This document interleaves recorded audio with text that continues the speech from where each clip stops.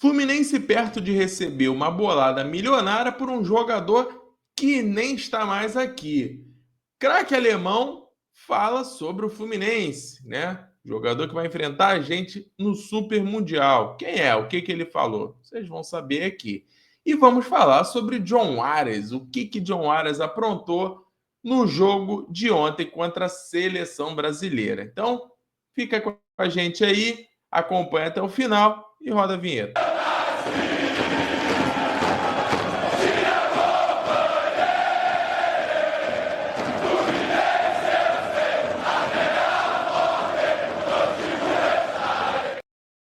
Fala galera, sejam bem-vindos ao Pitaco Tricolor. Eu sou Bruno Oliveira.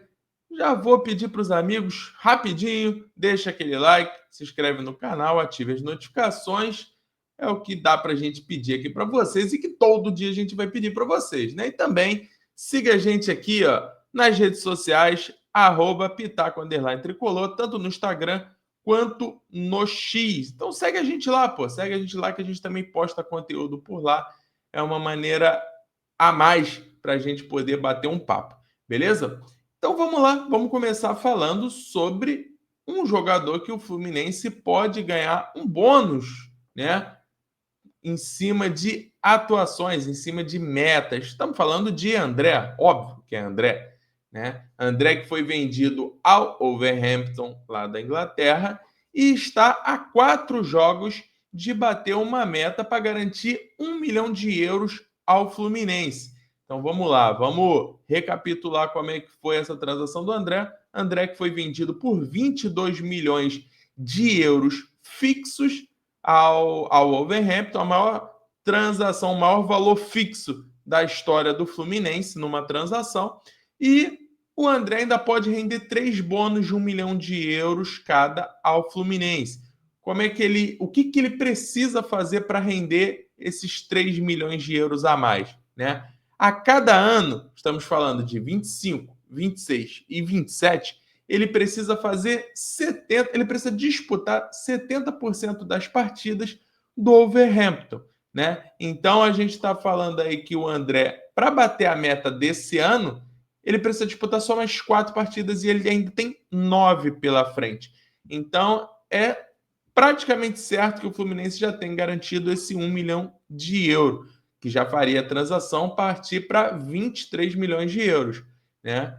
E aí teriam as metas, mas aí é mais ao longo prazo, de 26 e de 2027, que vão se repetir com essa de 25, né? Uma negociação que pode chegar aí ao final dela no valor de 25 milhões de euros, beleza? Sendo sincero, não acredito que aconteça as próximas metas, porque eu acho que para 2026, de repente até 2025 ainda, André já não estará no Wolverhampton. Simplesmente é um dos jogadores mais queridos lá pela torcida. É um jogador que já caiu na graça de todo mundo lá. E não adianta, meu amigo. Craque é craque e o Wolverhampton não é lugar para ele, não. E a gente sabe disso, né? Então, vamos falar de Henry Kahn.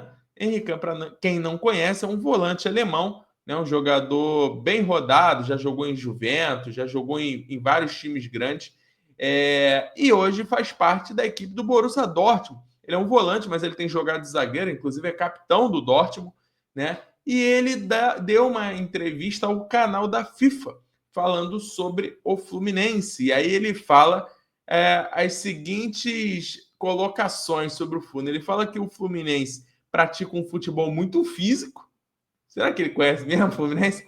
Ele vai para o Fluminense pratica um futebol muito físico, que ele conhece um ou dois jogadores e que será interessante enfrentar o Flu. Né? Com certeza, esse um ou dois jogadores aí deve ser o Thiago Silva, talvez um outro aí que já nem esteja no Fluminense, de repente o Felipe Melo ou o Marcelo, né? Porque a gente sabe que esses caras não acompanham a gente, né, meu amigo? Esses caras não acompanham o futebol brasileiro, não acompanham nada por aqui.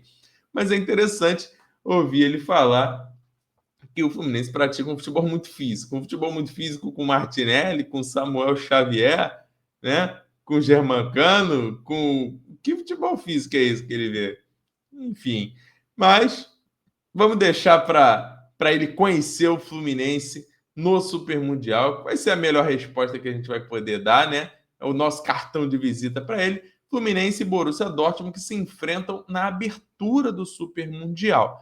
Hoje, né, o Dortmund ele é 11º lugar do campeonato alemão, então não vem bem na temporada. Inclusive, muita bagunça lá fora de campo, né? Briga entre todo mundo lá do departamento de futebol, nada está funcionando direito no Dortmund. E aí o que salvou eles foi a classificação para as quartas de final da Champions League, onde eles passaram pelo Lille e vão enfrentar o Barcelona agora na próxima fase, né? Mas não vem jogando um bom futebol, eu falo com autoridade disso, porque eu acompanhei talvez pelo menos uns 6 jogos do Dortmund nos últimos 2 meses. Então o Dortmund não vem bem, né? Eu acho que o Fluminense é perfeitamente capaz de bater o Dortmund na estreia lá do Super Mundial. Então, o que os amigos acham? Vocês acham que o Fluminense tem condição de bater o Dortmund? O que vocês acham que vai acontecer nessa partida aí? Eu já falei, meu amigo, eu acho que o Fluminense bate o Dortmund e acaba em primeiro lugar do grupo com 100% de aproveitamento. Beleza? Vamos falar agora sobre John Arias. Antes de falar sobre John Arias, vamos dar uma passada nos selecionáveis dessa data FIFA ligados ao Fluminense, né? A gente teve o Lescano, que não entrou em campo na partida do Paraguai contra o Chile. O Paraguai ganhou de 1-0. O Lescano não saiu do banco. E a gente tem 2 jogadores aí que é interessante falar, mas não são do Fluminense, não tem nada a ver com o Fluminense, mas já fizeram, né? A gente está falando de André e João Pedro. João Pedro foi titular da seleção brasileira, não jogou muito bem, né? Não apareceu no jogo, parecia bem nervoso. André entrou no final daquele jeito que a gente já conhece, né? Fazendo bons desarmes ali, impondo muita força ali no meio-campo. Um jogadoraço, como eu já falei aqui no início do vídeo. Mas falando de John Arias, pode-se dizer que John Arias foi um dos melhores da partida. Não vou falar que ele foi o melhor, porque afinal o Brasil ganhou da Colômbia de 2-1. Mas até o momento do empate, eu poderia cravar ali que o Arias estava sendo o melhor do jogo. A jogada do gol da Colômbia surge através dele. Ele recebe uma bola ali pelo lado direito, né, na altura do meio-campo, faz o giro, enfia uma bola perfeita, né? E aí se desenha a jogada da Colômbia, a bola é perdida, depois ele recupera a bola e começa o segundo lance, onde sai o gol do Luiz Dias. Então começa numa jogada dele e depois tem o desarme dele quando a bola já estava com o defensor da seleção brasileira. E aí sai o gol do Luiz Dias, o gol de empate da Colômbia. Além disso, Arias infernizou a defesa brasileira ali pelo lado direito. É um jogadoraço, mostra que é um craque. E canso de dizer, é o melhor jogador do futebol sul-americano. Digo mais, é o melhor jogador das Américas. Ninguém hoje joga mais bola que John Arias, beleza? Alguns números de John Arias aqui na partida.